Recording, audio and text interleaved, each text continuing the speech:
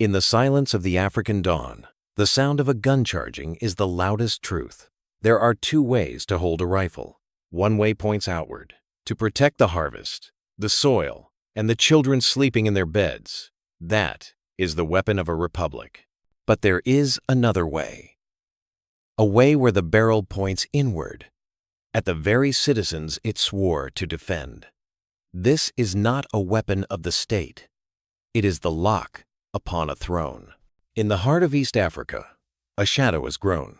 It started as a whisper in the bush, but today it is a roar that drowns out the law. We are told this is an army, but look closer. It is a kingdom in camouflage. While one part of the continent rises to reclaim its dignity, planting seeds of sovereignty from the Sahel to the savannah, another part is building a wall of steel around a single family. Do not look away. This is not just a story about soldiers. It is the autopsy of a democracy turning into a dynasty. Subscribe to our channel now. Stand with us as we uncover the truth they do not want you to see. To understand the fruit, we must dig into the soil where the seed was first buried. The story of Uganda's Special Forces Command, the SFC, does not begin in a marble palace. It begins in the mud. It is 1981. The Bush War is raging. Yoweri Museveni, then a rebel leader fighting for his life, forms a tiny unit. They called it the High Command Unit. It was small, just a platoon of fighters, entrusted with one singular, sacred duty: to keep the leader alive. At that time, it was a necessity. In the chaos of war, you need a shield. But war is supposed to end. The tragedy of this story is that for the Special Forces Command, the war never ended. It simply changed targets. When Museveni took power in 1986, promising a fundamental change, the shield did not dissolve, it hardened. The unit evolved from the High Command Unit to the Presidential Protection Unit, then to the Presidential Guard Brigade, and finally, to the Special Forces Command. But do not let the changing names fool you. The purpose remained cold and constant: loyalty to one man, not to the Constitution. Today, this is no longer a platoon. It is a monster of an estimated 10,000 troops. But it is not their number that is terrifying. It is their nature. They even receive a special monthly food allowance of $80 a fortune in the local economy that the regular infantryman never sees. Why this disparity? Why feed one child and starve the other? The answer is as old as time. You feed the dog that guards your door better than the dog that guards the village. This created a dangerous divide, an army within an army. The regular soldiers are the soil. They bear the weight of the nation. The SFC are the fences. They exist only to define what belongs to the ruler. And every kingdom needs an heir. They grants enter General Muhoozi Kainerugaba, the president's son. His rise through the ranks was not a climb. It was an elevator ride. He joined as a cadet in 1999, training at Sandhurst. While other officers spent decades earning their stripes in the mud, Muhoozi was fast-tracked. By 2008, he was the commander of the Special Forces. Under his command, the SFC ceased to be just a bodyguard unit. It became a Praetorian Guard, a personal instrument of power. It was no longer just protecting the president from bullets. It was protecting the presidency from politics. In 2013, the silence was broken. General David Sejusa, a hero of the old war, wrote a letter that shook the nation. He warned of a Muhoozi Project, a deliberate scheme to assassinate opposition within the military and groom the son to succeed the father. Sejusa was forced into exile for speaking the truth. But the truth, once spoken, cannot be unwritten. The SFC had become the incubator for a dynasty. They were not building a force to fight external enemies. They were building a force to ensure that the chair at the head of the table never changed bloodlines. They called it stability. We call it captivity. But a beast that is fed so well eventually gets hungry. It is not enough to have the best guns and the best food. Eventually, the shadow army needs to step into the light and prove its dominance. It needs a hunt. And when there are no foreign invaders to fight, the enemy becomes the people themselves. The shield was about to become a sword, and the streets of Kampala were about to learn the difference. When a soldier forgets the face of his mother, he sees only targets. When an army forgets the Constitution, it sees only threats. For years, the Special Forces Command operated in the shadows. A rumor whispered in fear. But rumors do not break bones. Rumors do not shatter spines. In 2017, the rumor kicked down the door. The setting was the Parliament of Uganda, the temple of the people's voice. The debate was about the Constitution, specifically the removal of the presidential age limit.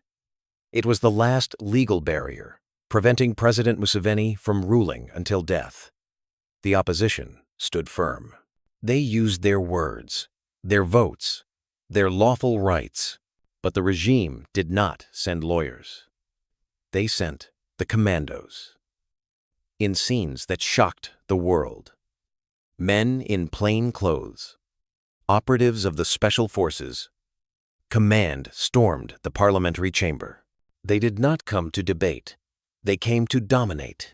They jumped over seats, grabbed elected representatives by the neck, and dragged them out like criminals. Honorable Ibrahim Traoré, a member of parliament, later recounted the horror. He spoke of being strangled, of the sheer physical force used to silence dissent within the very building designed to protect it. This was not law enforcement. This was an invasion. It was the moment the mask fell off.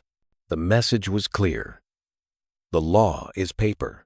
The SFC is iron, and iron always breaks paper. But if the parliament was the warning, Arua was the massacre. August 2018. A by-election in the northern town of Arua became the stage for a brutality that still haunts the conscience of East Africa. The opposition was gaining ground. Young people were rallying. The energy was electric, a sign that perhaps, just perhaps, the ballot box still had power. The SFC responded with the only language they truly speak fluently: violence. Chaos erupted. The president's convoy was allegedly stoned, a convenient trigger. In the aftermath, the SFC descended upon the town like a pack of wolves. They did not just arrest suspects, they hunted leaders.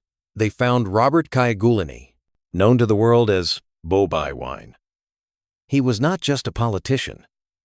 He was a symbol of a generation tired of waiting. When the SFC soldiers captured him, they did not read him his rights. They beat him. They beat him until he could not stand. They beat him until he could not see. And later, the world saw the result. A young man, vibrant and strong, reduced to a broken figure in a wheelchair, flown abroad to America just to receive medical treatment for injuries consistent with torture. He spoke of being beaten with iron bars, of the merciless rage in the eyes of men who wore the uniform of his own country. His American lawyers confirmed the gravity of his wounds, but the scars on his body were nothing compared to the scar on the nation's soul. This is the function of a Praetorian Guard. In ancient Rome, the Praetorian Guard existed to protect the emperor, often becoming more powerful than the emperor himself. They decided who lived and who died. In Kampala, the SFC has assumed this ancient bloody mantle.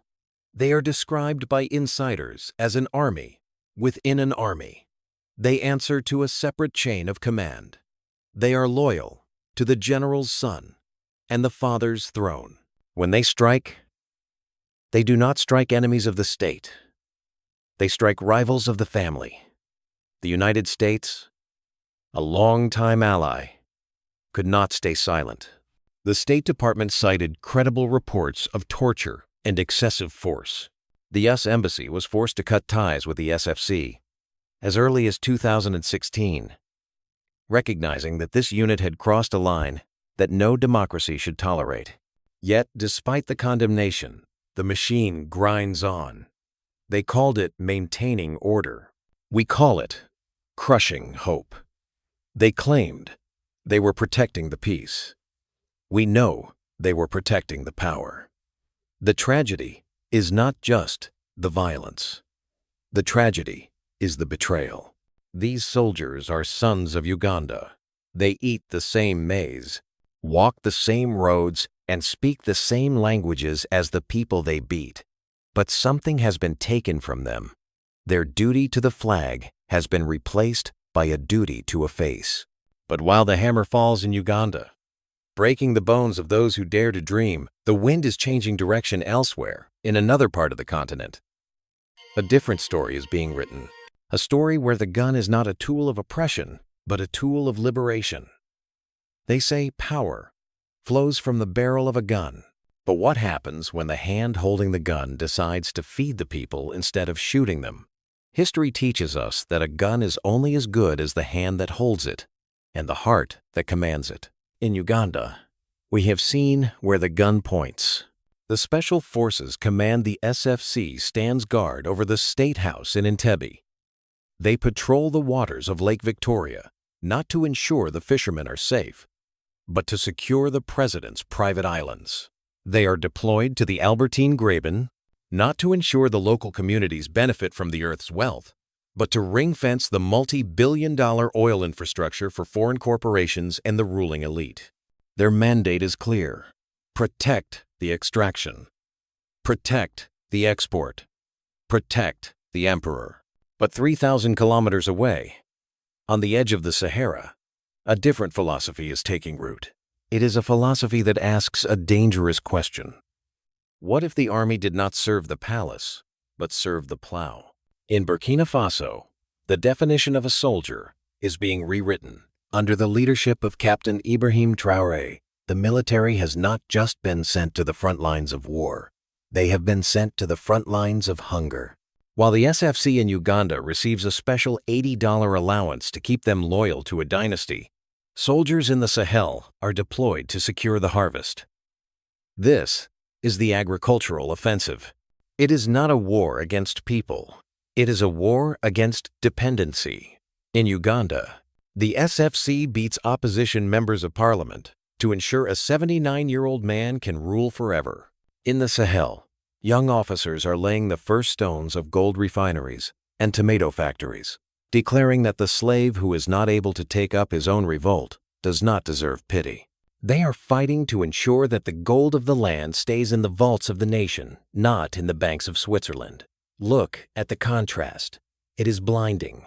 On one side, you have an army within an army, created to create a buffer between the ruler and the ruled, a force that acts as a Praetorian guard, accountable only to the general's son, Muhoozi Kainerugaba, whose rapid promotion was fueled by blood, not merit.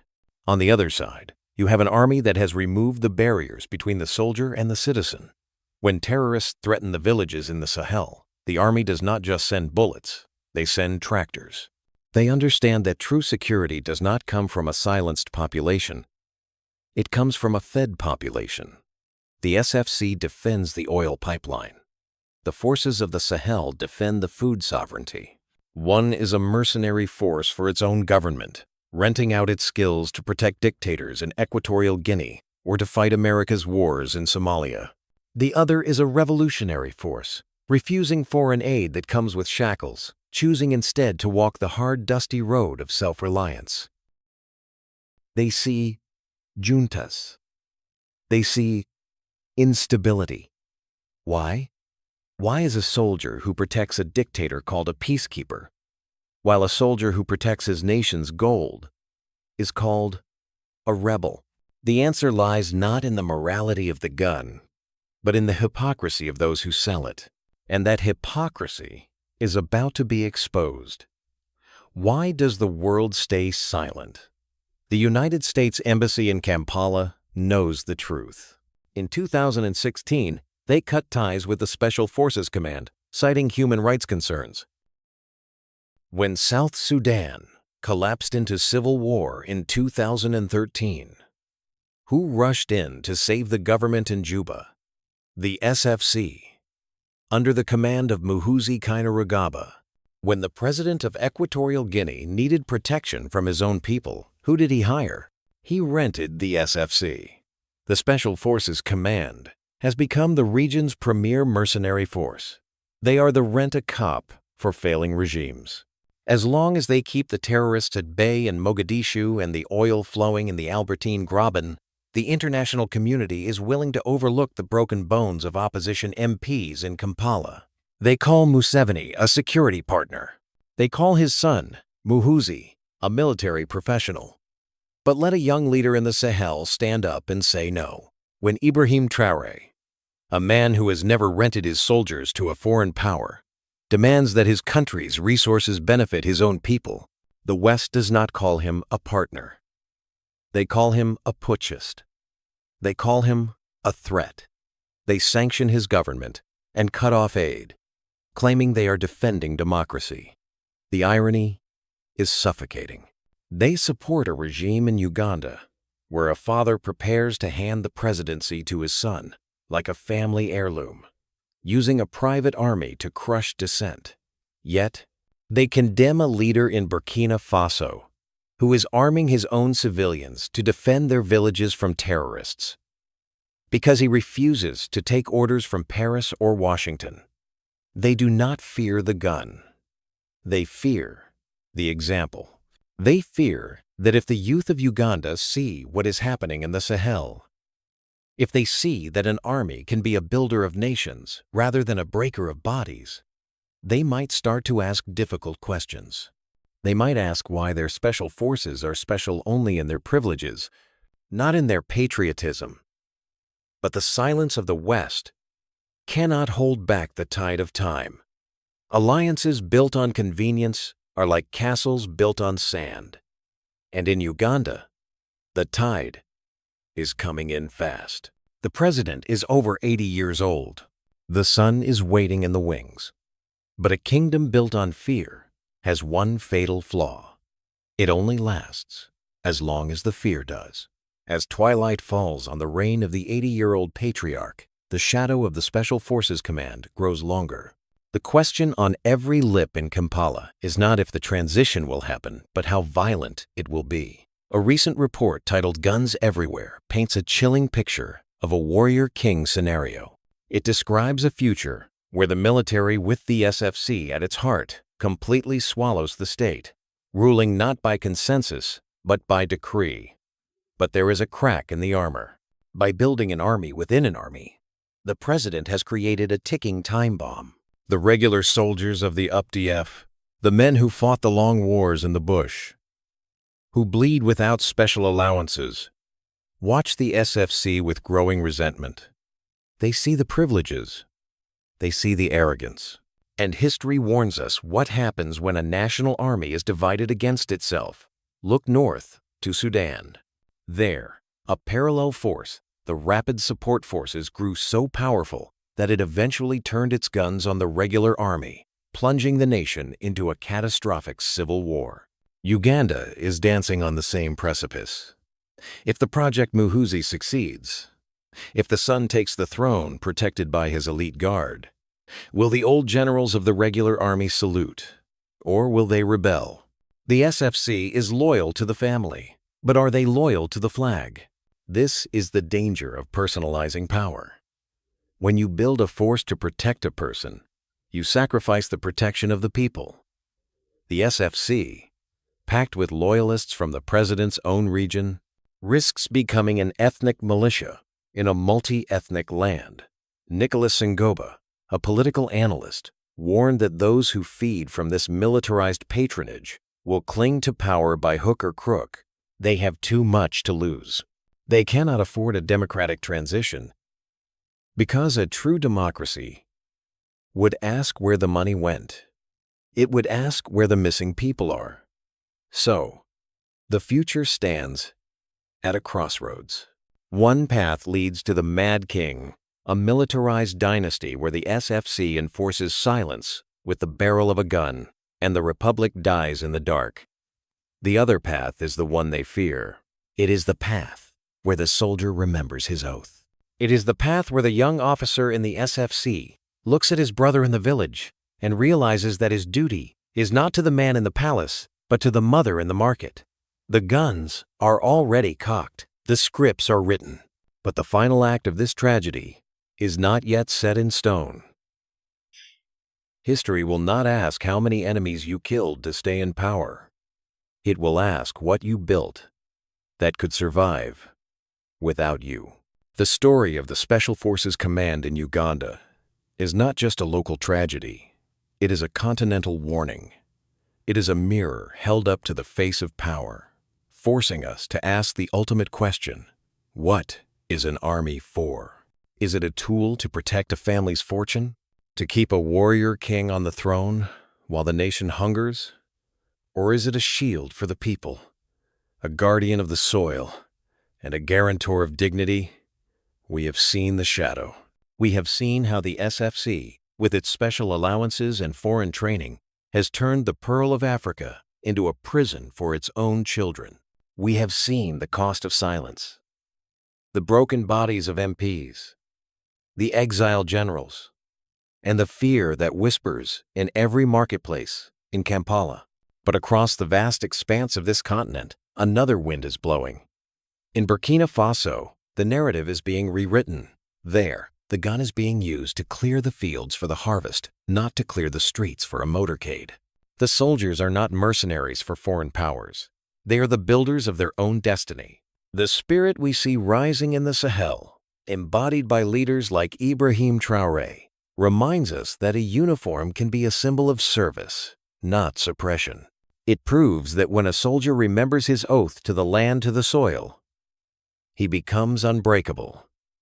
The contrast could not be starker. On one side, the shadow army of Uganda, guarding the past. On the other, the People's Army of Burkina Faso, fighting for the future. Which path will Africa choose? Will it continue to feed the parasites that grow fat on division and aid? Or will it follow the path of sovereignty, where trade replaces charity and the army protects the seed, not the greed? The answer does not lie in the hands of the generals. It lies in the hearts of the people who are watching, waiting, and waking up. The shadow may be long, but the dawn is inevitable. If you believe the gun should protect the grain, not the gold, then stand with us. This is not just history, it is a call to action. Subscribe to our channel, share this video, and let the world know that the true power of Africa lies not in its armies, but in its dignity.